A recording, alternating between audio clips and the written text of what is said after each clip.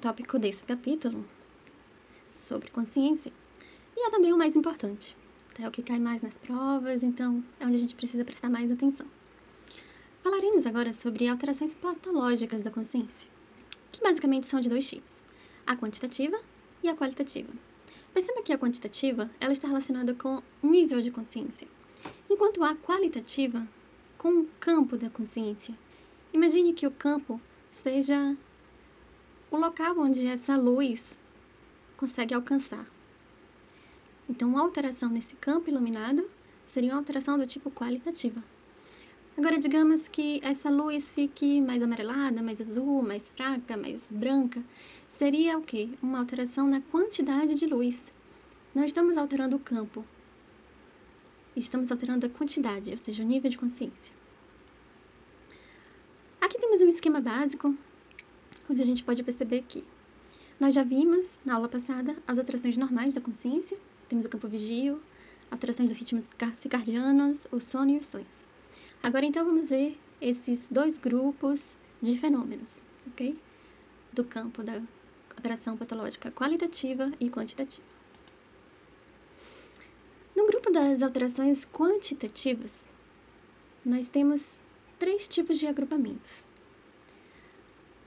Podemos falar em obnubilação, torpor, sopor, coma, as perdas abruptas da consciência, que são lipotimias e síncopes, e as síndromes psicopatológicas que estão associadas ao rebaixamento do nível de consciência. Temos o delírio, que não é igual ao delírio, que é uma alteração do pensamento, tá?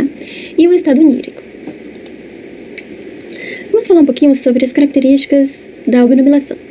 Lembrando que estamos dentro da caixinha das alterações patológicas quantitativas da consciência. Bem, o que seria essa obnubilação? É um estado que a pessoa parece meio dispersa. Ela tá ali, mas não tá.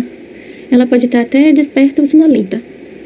Mas ela tá bastante dispersa, um pouco aérea, digamos. Quanto ao nível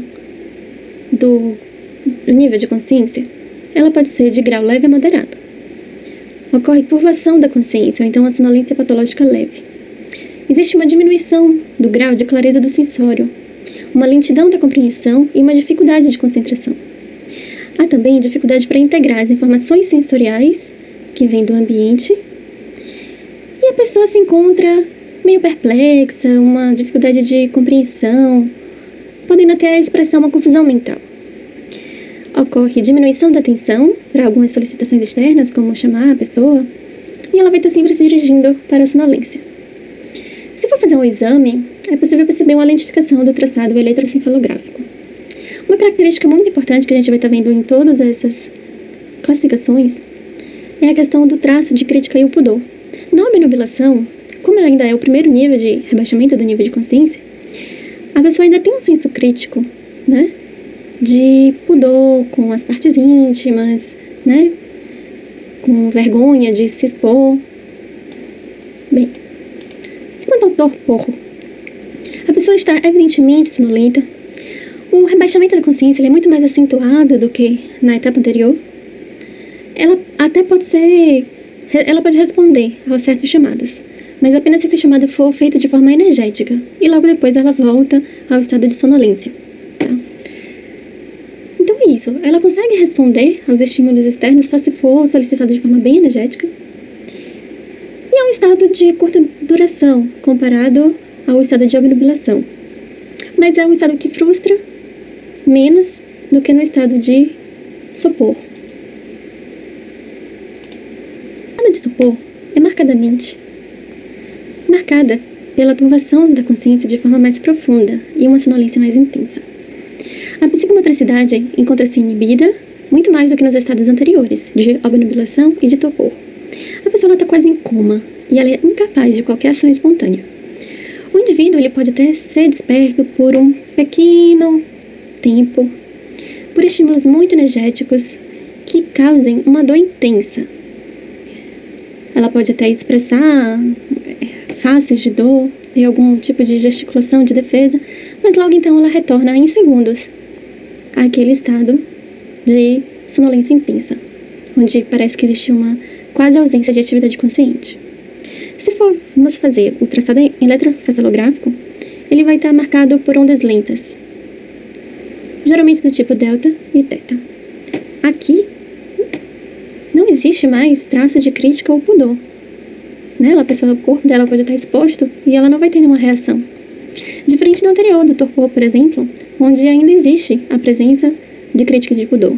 Então, observe que no obnubilação e torpor está presente isso. Mas no sopor, isso já não está mais. Em seguida, estamos falando sobre alteração patológica quantitativa. O nível mais grave é o de coma, caracterizado pela perda completa da consciência, é o grau mais profundo. Não é possível qualquer atividade voluntária consciente. E os sinais neurológicos são movimentos oculares errantes com desvios lentos e aleatórios, nistagmo, transtorno de olhar conjugado, anormalidades dos reflexos oculocefálicos, aquela cabeça de boneca, aquela cabeça que não tem sustentação, ausência do reflexo de acomodação. E, além disso, dependendo da topografia e da natureza da lesão cerebral, podem ser observadas rigidez, decorticação e descerebração, anomalias difusas ou focais no EEG, com lentificações importantes e presença de ondas patológicas. O coma, ele ainda possui uma classificação de intensidade: semicoma, coma superficial, coma profundo e o dépassé. Ainda em alterações patológicas quantitativas, tem-se as perdas abruptas da consciência, chamadas de lipotimia ou síncope. São os famosos desmaios, só que existem algumas divergências entre os dois. Na lipotimia, a perda de consciência ela é parcial e rápida, enquanto na síncope ela é completa e abrupta. Na lipotimia, acontece durante segundos, são abruptos e transitórios. Na lipotimia, pode haver rápida reversibilidade, enquanto que na síncope pode ou não ser reversível o quadro. Isso vai depender de muitos outros fatores. Na lipotimia, pode acontecer com ou sem queda no chão. E é sempre aquela sensação desagradável que a pessoa vai desmaiar. Na síncope, ela cai sempre ao chão. Na lipotimia, em relação ao tônus muscular, existe uma perda parcial momentânea dos tônus dos membros, enquanto que na síncope há uma perda total do tônus muscular. Ou seja, é como se a lipotimia fosse a fase inicial da síncope, o pré-desmaio efetivo mesmo. E ainda, sobre alterações patológicas quantitativas, temos o delirium. O delirium, ele é caracterizado por uma desorientação temporal, uma desorientação espacial, dificuldade de concentração, perplexidade, ansiedade em vários graus, agitação ou lentificação psicomotora, um pensamento discursilógico, ilusões ou alucinações, quase sempre visuais, sudorese, oscilação ao longo do dia. De manhã o sensório está claro e ao longo do dia ele vai piorando. E aí o nível de consciência afunda. São aqueles famosos casos que acontecem muito em ambulatórios.